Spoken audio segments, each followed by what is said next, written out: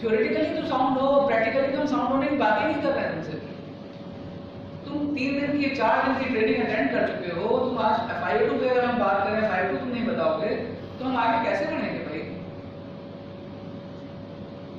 जितना ऑक्सीजन हम बढ़ाते जाएंगे, that will B fraction of inspired oxygen.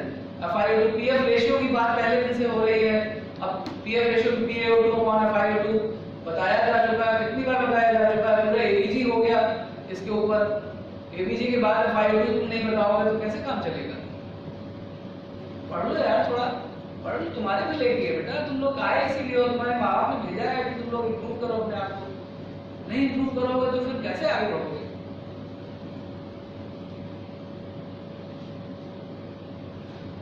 Then inspiratory expiratory ratio, normally हम लोग क्या करते हैं, नॉर्मल हमारी जो ब्रीदिंग होती है वो इंस्पिरेशन और स्मॉल एक्सपिरेशन, ठीक है। ज्यादातर हम लोग यही तो करते हैं, इसीलिए तो सब लोग बोलते हैं योगा में कि ज्यादा डीप ब्रेथ और take a deep breath, take a deep expiration, take a deep inhalation, जिससे कि हमारा आई रेशियो इंप्रूव हो। तो हम लोग ज्यादातर निकालते ही नहीं पूरी ऑक्सीजन, छोटी छोटी सांस लेते रहते हैं। तो अगर हम लोग प्राणायाम करेंगे तो हम लोग आई रेशियो अपना 1:2 करेंगे, एक्सपिरेशन को डबल कर देंगे इंस्पिरेशन से। अभी हम लोग क्या कर रहे हैं,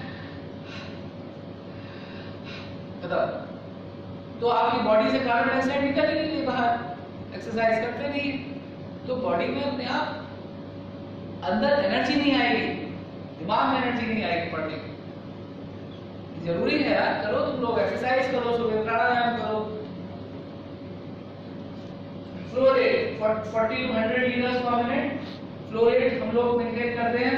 what is the difference between flow rate and volume? कौन बताएगा? क्या समझ में आया? फ्लो रेट और वॉल्यूम के बीच में क्या डिफरेंस आया? निकिता बताओ, what is the difference between flow rate and volume? What is flow, what is volume? बैठे रहो बैठे रहो अभी तकलीफ देने की कोई जरूरत नहीं, सुबह तकलीफ दिया करो 1 घंटा।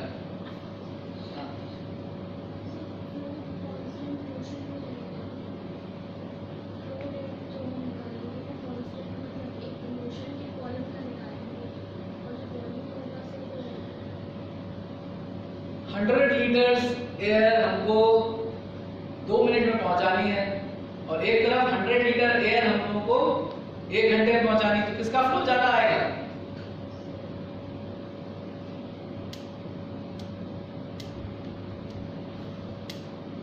सौ लीटर का टैंक है, उससे हमको बाहर 100 लीटर का पानी, जो है पानी भरा हुआ है टैंक के अंदर, हमको 100 लीटर पानी पूरे कैंपस में 1 घंटे में पहुंचाना है, ठीक है। क्योंकि बहुत तेजी से सब लोगों को बहुत प्यास लगी हुई है, बहुत सुबह का पानी खर्च करना है, सुबह का टाइम है, कपड़े धोने हैं, सब करना है, तो 1 घंटे के अंदर पूरे कैंपस में पहुंचाना है 100 लीटर का पानी। अब उसके बाद जो बाकी 100 लीटर बचा दूसरे टैंक में, वो हमको पूरे दिन पहुंचाना है, तो किसमें फ्लो ज्यादा होगा? हाँ, 1 घंटे में दे रहे हैं, उसमें फ्लो ज्यादा होगा। यहाँ पर भी यही है बेटा, कि टाइडल वॉल्यूम हमको मान ले सेलेक्ट कर लिया 600 ml हम, और रेस्पिरेटरी रेट हमने सेलेक्ट कर लिया 20 पर मिनट, ठीक है। तो जब 600 ml को हमें 20 मिनट में हर एक ब्रेथ, मुश्किल से एक ब्रेथ होगी 2 सेकंड की, तो हम लोगों को जल्दी उस 600 ml को पहुंचाना होगा, तो ऐसे में फ्लो बढ़ जाएगा, ठीक है। और हमको जब 600 ml रेस्पिरेटरी रेट आपने कर दिया 10 ब्रेथ पर मिनट, तो हमारा फ्लो अपने आप कम हो जाएगा, क्योंकि हमको धीरे में पहुंचाना है, 3 सेकंड में पहुंचाना है फिर, ठीक है। एक ब्रेथ 3 सेकंड का राउंड होगी, तो हमको एक ब्रेथ में 3 सेकंड में पहुंचाना है, एक ब्रेथ हमको 1 सेकंड के अंदर पहुंचाना है। तो जब एक ब्रेथ में 600 ml हमको 1 सेकंड पहुंचाना है, तो और एक ब्रेथ में हमको 3 सेकंड पहुंचाना है, तो दिस इज फ्लो, ठीक है। इसको समझो इन सब बातों को। और प्रेशर क्या होगा बताओ, प्रेशर क्या होगा? हाँ,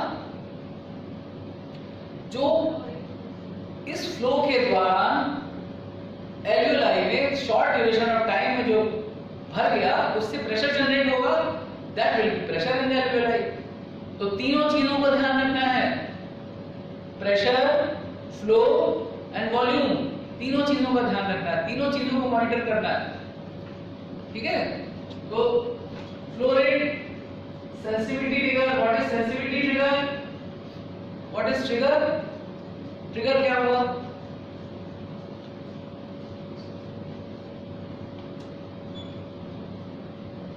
जैसे ट्रिगर है कि हमने नीरज को अभी हमने कुछ कह दिया तो नीरज आगे बोला होगा 2 मिनट के अंदर,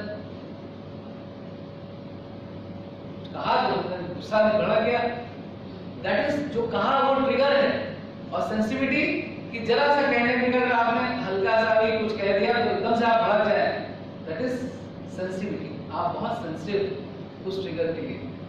और बहुत सारे लोग जो सौम्य पुरुष हैं, जैसे अपने प्रिंसिपल सर, जैसे प्रियदर्शी सर, इन लोग आप कुछ भी बोलते रहिए, जैसे अपने सीएमएस सर, दिलीप सर, कुछ भी बोलते रहिए, कोई प्रॉब्लम नहीं, आप गाली भी दे दीजिए, कोई प्रॉब्लम नहीं, जो बात देखा जाएगा, डोंट रिएक्ट। ठीक है, यहाँ पर भी यही ट्रिगर इस्तेमाल होगा। समझ में आ रहा है सेंसिटिविटी क्या हुई? Sensitivity to a trigger is how do you react to a condition. ठीक है, यहाँ पर भी क्या है ट्रिगर, क्या होते हैं trigger, what are triggers?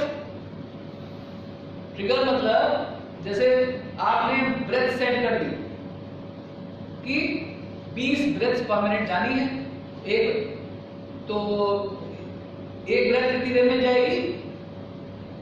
Around 3 second में। ठीक है, तो 3 सेकंड में एक ब्रेथ जानी है, तो आपने ट्रिगर दे दिया, वेंटिलेटर को ट्रिगर दे दिया कि 3 सेकंड में बेटा तुम्हें भेजना है ब्रेथ, ध्यान रखना है इस बात का, हर 3 सेकंड में तुम्हें भेजना है। वेंटिलेटर बेचारा कंप्यूटर है, कंप्यूटर ने मान लिया हाँ ओके सर, हर 3 सेकंड में वो एक ब्रेथ देगा, तो ट्रिगर क्या हुआ? 3 second, that will be trigger. तो that is time cycle trigger, this is time cycle trigger. दूसरा ट्रिगर होता है पेशेंट ट्रिगर। पेशेंट एकदम से बेचारा सांस ले रहा था, एकदम से वो घुस गया, उसका फ्लो जो था वो घुस गया, फ्लो सेंसर ने डिटेक्ट किया कि फ्लो नहीं मिल रहा है पेशेंट से, तो पेशेंट निकाल रहा है फ्लो नहीं मिल रहा, जल्दी से 2 सांस ले, तो पेशेंट ट्रिगर हो गया। एक हो गया टाइम ट्रिगर, एक होता है पेशेंट ट्रिगर। समझ गए ना इस बात? तो टाइम ट्रिगर और पेशेंट ट्रिगर 2 ट्रिगर होते हैं। आप कंप्यूटर की सेंसिटिविटी सेट करते हैं, कंप्यूटर आपका बहुत इंटेलिजेंट होना चाहिए, जरा सा भी डिटेक्ट करे ट्रिगर में गड़बड़ आ रही है तुरंत सेंसिटिव हो जाए, तुरंत करे। यहाँ पर कंप्यूटर को सेंसिटिव होना जरूरी है। हमारी नॉर्मल लाइफ में हम लोगों को सेंसिटिविटी जरूरी नहीं है, किसी भी ट्रिगर के लिए हम लोगों को एकदम शांत स्वभाव होना चाहिए। ठीक है, तो दिस इज सेंसिटिविटी। आप सेंसिटिविटी में जो ट्रिगर की सेंसिटिविटी वो भी सेट करते हैं 0.5 to 1.5 सेंटीमीटर्स ऑफ वाटर। ठीक है, ये भी हम लोग सेट कर लेते हैं कि अगर 0.5 से नीचे जा रहा होगा, जैसे ही पेशेंट की ब्रेथ या फ्लो या प्रेशर जो उसके ब्रेथ के अंदर है वो 0.5 सेंटीमीटर नीचे जा रहा होगा, पेशेंट तुरंत एक ब्रेथ दे देगा।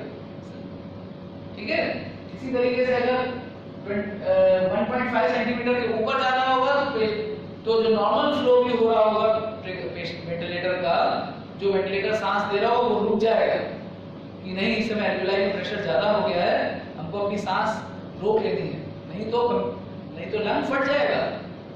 ठीक है, उस समय हमको सांस नहीं देनी। जैसे पेशेंट इंस्पायर कर रहा है, तो वेंटिलेटर ने डिटेक्ट किया कि इस समय प्रेशर बढ़ रहा है लंग के अंदर, तो पेशेंट वेंटिलेटर अपनी सांस रोक लेगा। ठीक है, तो this is high pressure, low pressure. तो हम लोग ट्रिगर को इस तरह से सेट कर लेते हैं कि हम लोग मिनिमम हाईली सेंसिटिव बनाना है अगर वेंटिलेटर को तो 0.5 पे सेट कर लेंगे, अगर बहुत सेंसिटिव कम सेंसिटिव बनाना है तो हम लोग 150 पे सेट कर लेंगे। सबको समझ में आ गया है what is trigger sensitivity? Trigger sensitivity समझ में आ गई? कुछ समझ में आया ट्रिगर सेंसिटिविटी? कि हम लोगों को किसी भी तरीके से सेंसिटिविटी अपनी बहुत, जैसे हम लोगों की है सेंसिटिविटी, हम लोगों को बहुत ज्यादा सेंसिटिव नहीं होना है ट्रिगर्स के लिए, लेकिन वेंटिलेटर के लिए उल्टा है। वेंटिलेटर को पेशेंट के लिए बहुत सेंसिटिव होना जरूरी है, डॉक्टर को एक पेशेंट की नीड के लिए बहुत सेंसिटिव होना जरूरी है। बहुत सारे डॉक्टर ऐसे होते हैं पेशेंट तड़प रहा है, लेटा हुआ जमीन पे लेटा हुआ है, ठंडा पड़ा हुआ है, ठीक है यार देख रहे हैं कोई बात नहीं, हाईली सेंसिटिव डॉक्टर्स, अगर पेशेंट कह रहा नहीं साहब बहुत परेशानी बहुत हो रही है, इतनी बार में समझ में आ गया कि पेशेंट को हमारी तकलीफ हो रही है, हाईली सेंसिटिव डॉक्टर, तो वेंटिलेटर को भी ऐसे ही होना पड़ेगा।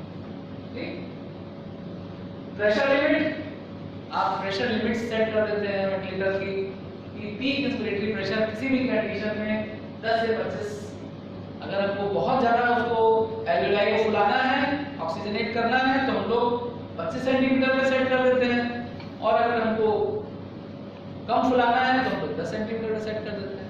This is pressure limit which is peak inspiratory pressure, peak and peak क्या चीज शो करता है? निकिता बताओ क्या शो करता है पीक? क्या चीज रेगुलेट करता है पीक वेंटिलेटर में?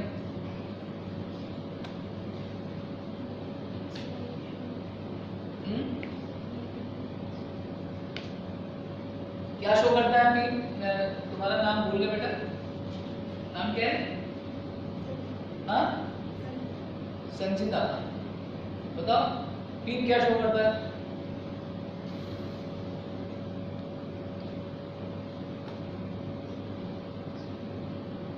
तुम लोगों में कोई नायर समझ में आया? बताओ।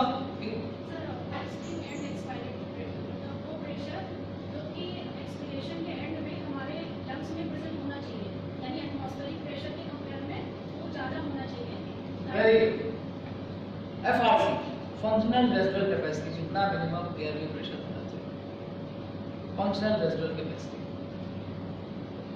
नहीं समझ में आ रहा है पूछो।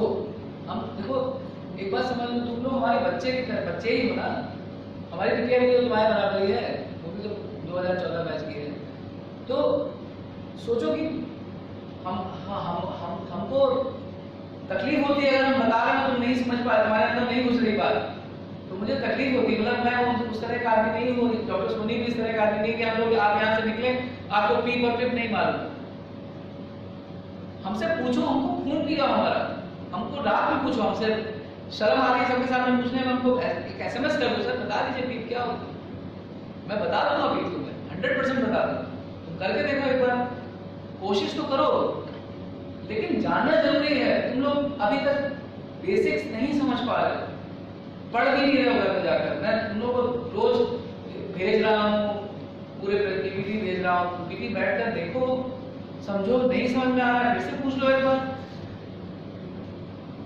Peak is end expiratory pressure, जिससे कि एल्वेलाई आपके हर समय खुले रहे, तो ये हमारा पीक 5 से 10 सेंटीमीटर पे हम सेट करना जरूरी है वेंटिलेटर पे, नहीं तो वेंटिलेटर अगर पूरी हवा चूस लेगा एक्सपिरेशन में तो एल्वेलाई कोलैप्स हो जाएंगे, तो जब एल्वेलाई कोलैप्स हो जाएंगे तो दोबारा खुलाने में ताकत लगेगी ना उसको, उतनी देर जितनी देर एल्वेलाई कोलैप्स पड़े रहेंगे उतनी देर ऑक्सीजनेशन होगा ही नहीं।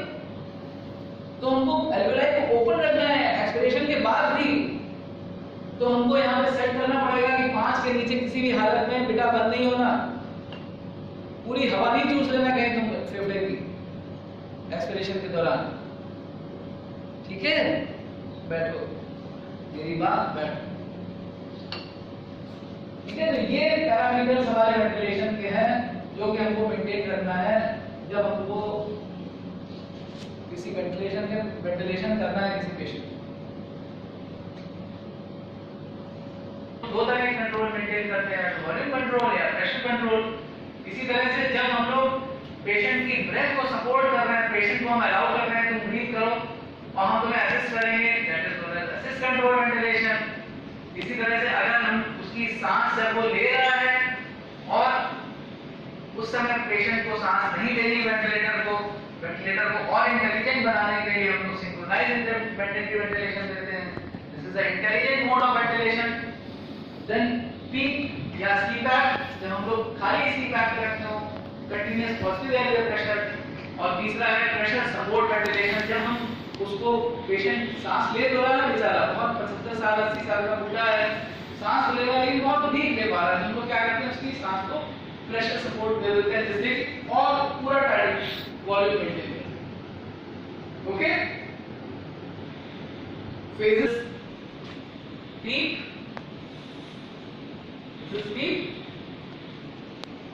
इतना है कि ये मेंटेन करना 5 से 10 जरूरी है। फिर इसके ऊपर patient inspire ventilator inspire inspiration की हवा देगा ऊपर, पेशेंट ने वेंटिलेटर की हवा दी ऊपर, उसके बाद एक्सपिरेटरी और इंस्पिरेटरी वाल्व दोनों बंद हो गए, प्रेशर प्लेटो की फेज में आ गया, बराबर उतना ही प्रेशर मेंटेन रहेगा। उसके बाद this inspiratory cycle one cycle ends, this is end of the cycle. ठीक, इसके बाद आपका expiratory valve inspiratory valve close रहेगा, एक्सपिरेटरी वाल्व ओपन होगा, दूसरी साइकिल शुरू होगी। एक्सपिरेटरी लिम्ब में वापस हवा वेंटिलेटर के अंदर जाएगी और फिर उसके बाद एक्सपिरेटरी वाल्व भी यहाँ पे बंद हो जाएगा, इस जगह पर एक्सपिरेटरी वाल्व बंद हो जाएगा। This will be expiration, there will be an expiratory pause which will develop peak. Expiratory आपने बोल रखा है वेंटिलेटर को कि नहीं हमको इस प्रेशर के नीचे नहीं जाना है वेंटिलेटर, तो वेंटिलेटर 5 के नीचे नहीं जाएगा, दिस विल बी पीक। ये पीक अगली ब्रेथ तक बना रहेगा एल्वियोलाई में। फिर उसके बाद वेंटिलेटर फिर से नेक्स्ट साइकिल शुरू करेगा, नेक्स्ट इंस्पिरेशन आएगा। ठीक है, inspiration inspiratory valve open, expiratory valve close, inspiratory pause दोनों close, expiration inspiratory close expiratory open, expiratory pause inspiratory valve and expiratory valve दोनों क्लोज हो जाएंगे टू मेंटेन द प्रेशर। यहाँ पे PAW, this is PAW pulmonary airway pressure, this axis is pulmonary airway pressure PAW, and this is TI, time taken for inspiration, this is TE, this is time spent in expiration and pause, and then again TI opens। ठीक है, तो ये तुम्हें inspiratory ये ventilatory ventilation के phases मालूम होने चाहिए। ट्रिगर मैंने आपको बता दिया, वेंटिलेटरी टाइम वेंटिलेटर के लिए ट्रिगर होता है टाइम, जब आप प्रेशर और फ्लो ट्रिगर के साथ सॉरी टाइम के लिए आप ब्रीथिंग परमिट सेट कर लीजिए तो अपने आप टाइम ट्रिगर हो जाएगा। और पेशेंट के लिए प्रेशर या फ्लो का ट्रिगर आप प्रेशर सेट कर लीजिए, कितने प्रेशर के नीचे जाएगा तो वेंटिलेटर एक सांस देगा, कितने फ्लो के नीचे जाएगा तो वेंटिलेटर सांस देगा। व्हाट इज लिमिट, आपने लिमिट सेट कर दी कि प्रेशर किसी भी हालत में 5 से नीचे नहीं हो, कंप्यूटर या वेंटिलेटर पूरी हवा ना चूस ले बाकी। दिस इज पी और पिप, यानी आपने सेट कर दिया कि 25 के ऊपर किसी भी हालत में वेंटिलेटर प्रेशर ऊपर वाला प्रेशर जो है वो 25 के ऊपर ना जाए। Again set, now we understand about limit and now we understand about trigger. ठीक है, लिमिट और ट्रिगर समझ गए सब लोग? नहीं समझ में आया पूछ सकते हो। हमारा कंसंट्रेशन निकिता पे है, हमारा कंसंट्रेशन इसका पे है, हमारा कंसंट्रेशन इस पे है, बाकी लोग पूछ सकते हो। लिमिट सीधी सी बात है, प्रेशर लिमिट हमने बता दिया कि हमें पीक पहले हमने सेट कर दिया कि पीक जो है हमारा 25 के ऊपर सेट होगा, that will B limit. Peak हमारा 5% होगा, दैट विल बी लिमिट। अपनी लिमिट से आपको नहीं निकलना है बाहर, जब निकलेंगे तो गड़बड़ होगा। ठीक है, चलो अब मोड्स जो है वो इतने सारे मोड्स हैं आजकल, इतने सारे मोड्स ऑफ वेंटिलेशन हैं। कौन से मोड पे हमें जाना है? हाई फ्रीक्वेंसी के सबसे लेटेस्ट मोड आया high frequency oscillatory ventilation. High frequency oscillatory ventilation एक लेटेस्ट मोड है जिसमें कि बैरोट्रोमा बिल्कुल नहीं होता, उसमें बस खाली वेंटिलेशन एक ऑसिलेटर की तरह वर्क करता है, खाली हवा को आपके फेफड़े में ऑसिलेट करेगा। बहुत थोड़ा सा जो टाइटल वॉल्यूम रहता है और फ्रीक्वेंसी बहुत हाई होगी। जैसे नॉर्मल वेंटिलेटर फ्रीक्वेंसी 20 पे आप सेट करेंगे, उसकी फ्रीक्वेंसी 200 पे आपके इतने तेज आपको लो टाइटल वॉल्यूम पे ऑसिलेट कराएगा, तो उससे कभी बैरोट्रोमा नहीं होता, विलाई नहीं होता। ठीक है, तो हम लोग कौन कौन से देते हैं, कितने सारे मोड्स हैं कि जब हम लोग सेट करें। तो सबसे पहले हम लोग बात करेंगे जो हम लोगों के लिए जरूरी है वो है spontaneous versus mechanical versus assisted. 3 तरह के वेंटिलेशन हमारे मोड्स होते हैं जो कि बेसिक मोड्स होते हैं। यूजुअली हम लोग स्पॉन्टेनियस ब्रीदिंग करते हैं जब हम लोग लेटे हुए हैं या बैठे हुए हैं, we are breathing spontaneously. This is spontaneous respiration. You can see inspiration going down, expiration getting up. ठीक है, there is a pause again. जब भी इंस्पिरेशन होगा तो एयरवेज में प्रेशर कम, प्रेशर कम होगा तभी तो एयर अंदर घुसेगी. ठीक है, decrease in the pressure, this is pressure column, this is time. Expiration में तो बाहर जा रही है तो एयरवेज में प्रेशर इंक्रीज होगा तभी बाहर जाएगी एयर एटमॉस्फेयर में. This is spontaneous. मैकेनिकल में इंस्पिरेशन एक्सपिरेशन दोनों पॉजिटिव होंगे.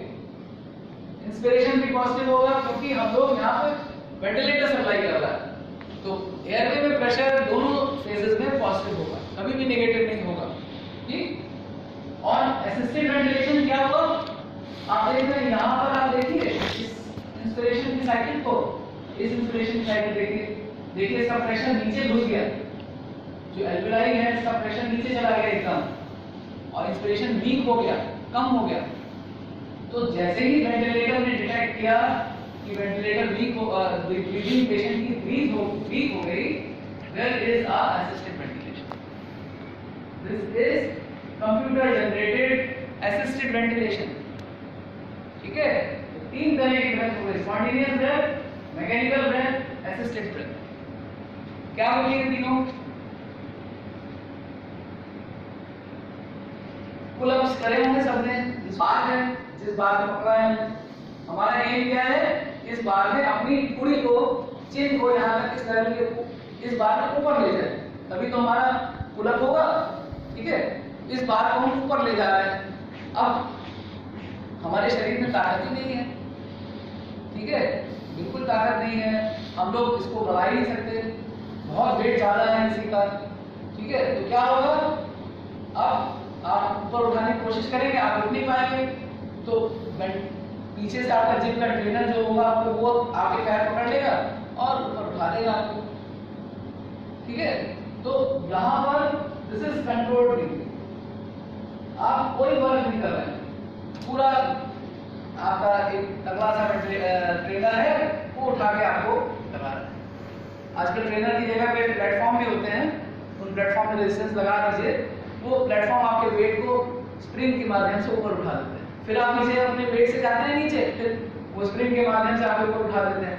तो इस तरीके से आप अपने आप आपका एक्सरसाइज होने लगती है. This is known as passive exercise.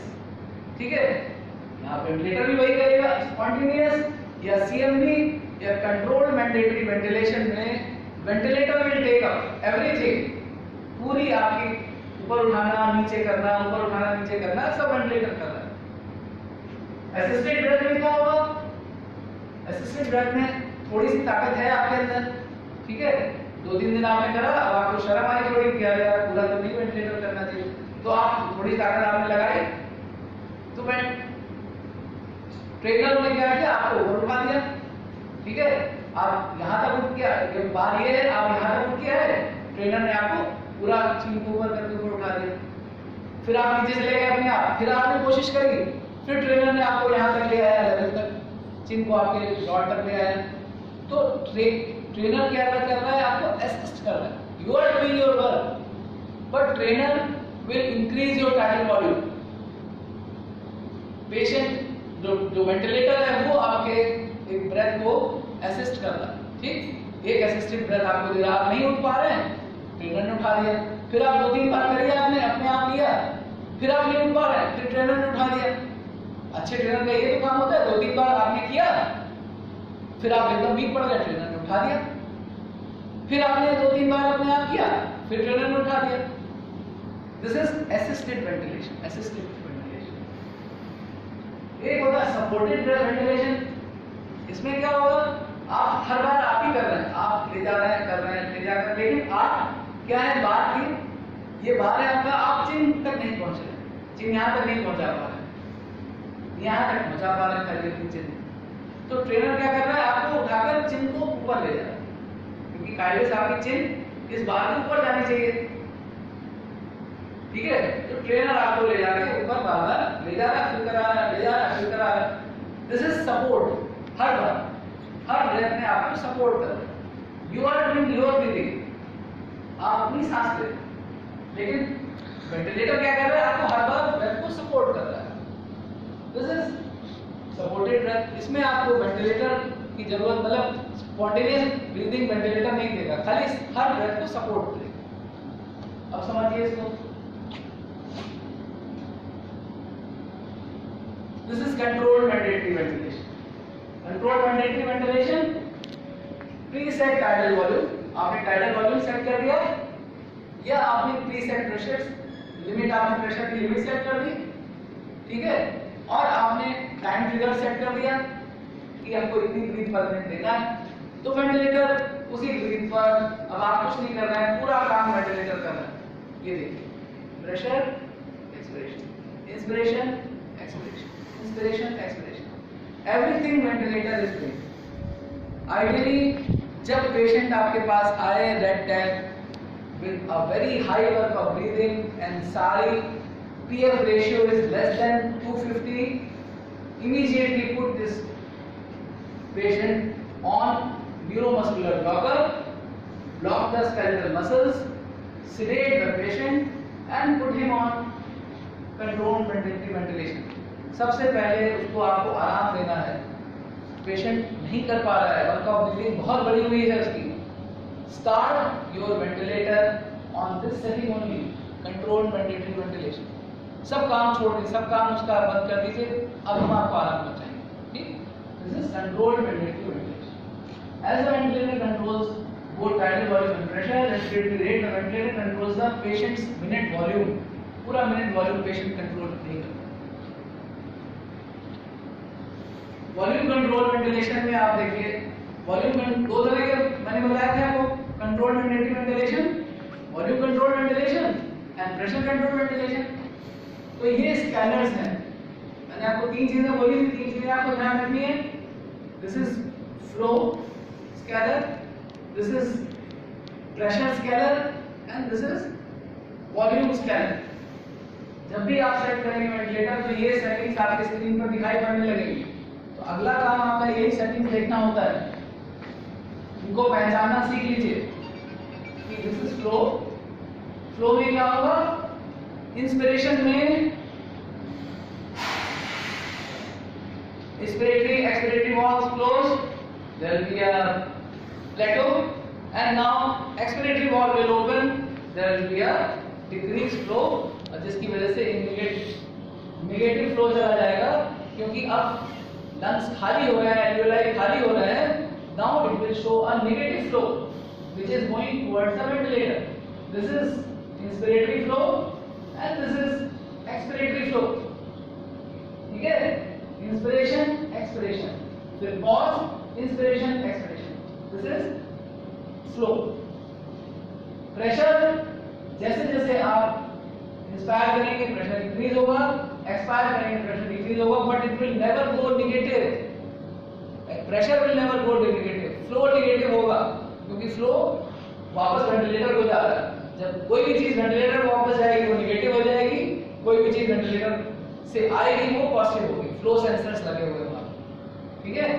तो this is pressure, this is volume. Volume में क्या होगा, आपने volume, this is volume control mode, आपने वॉल्यूम सेट कर दिया कि 600 ml टाइडल वॉल्यूम लंग को हर ब्रेथ में देना है तुम्हें। वेंटिलेटर को आपने इंस्ट्रक्शन दे दिए, ठीक है। तो आप देख रहे हैं पूरा वॉल्यूम आ रहा है 600 ml, ये 600 ml का बार लगा हुआ है यहाँ पर, और ये वॉल्यूम आ रहा है। This is volume control ventilation, जिसमें वॉल्यूम और फ्लो दोनों चीजें कंट्रोल हो गई। आपने वॉल्यूम सेट किया, आपने जैसे मैंने बताया था 100 लीटर आपने सेट कर दिया कि 1 घंटे में पहुंचाना है पूरे कैंपस में, तो फ्लो भी सेट हो गया अपने आप, ठीक है। फ्लो भी सेट हो गया और वॉल्यूम भी सेट हो गया, दोनों चीजें सेट हो गई। दोनों चीजें चेंज नहीं हो सकती क्योंकि आपने ब्रेथ रेट आपने चेंज नहीं किया, ब्रेथ रेट आपने वही रखी है। तो 3 सेकंड में एक ब्रेथ जाएगी, तो it will cause preset peak flow, preset peak. But what will change, अगर वेंटिलेटर एम्फाइसीमेटस है, एम्फाइसीमेटस में क्या होता है, लंग एकदम जैसे तुम किसी छोटे से गुब्बारे को फुला रहे हो, एक लौकी देखी होगी, लौकी बड़ी वाली उसको लेके खिलौने वाले घूमते हैं मेले में, बड़े बड़े बैलून्स, ठीक है, उनको फुला रहे। तो जब बड़े बैलून को फुलाओगे तो देखो तुम वॉल्यूम 600 ml दोगे, फ्लो भी आप पीक पे रखेंगे, लेकिन जब उसका प्रेशर ना होगे अंदर बैलून के अंदर, तो प्रेशर आपको बिजली में कम मिलेगा। ये देखो प्रेशर कम हो रहा है, यहाँ पे नॉर्मल प्रेशर आ गया, यहाँ पे कम आ गया। तो हर ब्रेथ में प्रेशर कम मिल सकता है, प्रेशर हाई हो सकता है, लो हो सकता है। अब यही इस लौकी की जगह हम छोटा सा बलून ले ले, छोटा सा बलून जो वाटर बलून्स आते हैं होली पे जो फाड़ते हैं दूसरे के, छोटे छोटे बलून होते हैं, उनका रेजिस्टेंस बहुत हाई होता है, उनको आप फुलाइए, क्या होगा, बहुत हाई प्रेशर हो जाएगा। इतना वॉल्यूम आप देंगे 600 ml, जैसे ही आप देंगे उसका वॉल्यूम आप प्रेशर नापेंगे, प्रेशर बहुत हाई मिलेगा। तो कहने का तात्पर्य ये है कि volume control mode limit is volume and flow and time cycle, pressure is not limited। and pressure की हम लोग जब देख रहे हैं यहाँ पर इस तरह का प्रेशर आ रहा है, इसका मतलब lung is not able to maintain the normal pressure because of high elasticity। elasticity बढ़ गई, उसकी elastic require बढ़ गया उसका, तो elasticity की वजह से lung कम। अगर यही प्रेशर बहुत हाई आता, इसका मतलब कि वहां पर रुकावट है, ऑब्स्ट्रक्टिव लंग है, COPD है पेशेंट को, तो आपने थोड़ी सी भी एयर दी लेकिन प्रेशर बहुत हाई हो गया एयरवेज के अंदर, ठीक है। इन सब से ये स्कैलर्स अभी हम लोग बात करेंगे, कल हम लोग सुबह बात करेंगे कि ये स्कैलर्स से हम लोग कैसे अलग अलग बीमारियां पहचानते हैं, ठीक है। इसके बाद प्रेशर कंट्रोल वेंटिलेशन आप देखिए, प्रेशर कंट्रोल वेंटिलेशन में आपने प्रेशर सेट कर दिया कि 5 बेटा इसका P5 रखना है और पिप जो है वो 25 रखना है, तो प्रेशर आपका कंट्रोल हो गया, ठीक है। ये प्रेशर कंट्रोल होने से क्या हुआ, ये प्रेशर कंट्रोल होने से अब कहीं कहीं पर फ्लो एकदम से बढ़ सकता है। अगर ये फ्लो बढ़ रहा है इसका क्या मतलब हुआ, ऑब्स्ट्रक्टिव लंग, सांस की नलियां कॉन्स्ट्रिक्टेड है, सांस की नलियां कॉन्स्ट्रिक्टेड है, जिसकी वजह से एकदम से फ्लो बहुत तेजी से बढ़ गया। एक पतली सी नली से जा रहा है, एक मोटे पाइप से जा रहा है फ्लो, एक पतले से पाइप से जा रहा है फ्लो। अगर मोटे पाइप से जाएगा फ्लो तो अपने आप फ्लो कम हो जाएगा, और पतले से पाइप से छोटा सा पाइप कि इंस्पिरेटरी फ्लो के बढ़ने का मतलब हुआ कि है ऑब्स्ट्रक्शन इन द लंग्स, ठीक है। वॉल्यूम भी बढ़ गया, देखो दिस इज कॉम्प्लायंस, यहाँ पर वॉल्यूम क्या हुआ, कम हो गया, क्योंकि यहाँ पर ऑब्स्ट्रक्टिव पैथोलॉजी है, यहाँ कॉम्प्लायंस घट गई। रेस्ट्रिक्टिव पैथोलॉजी है, कॉम्प्लायंस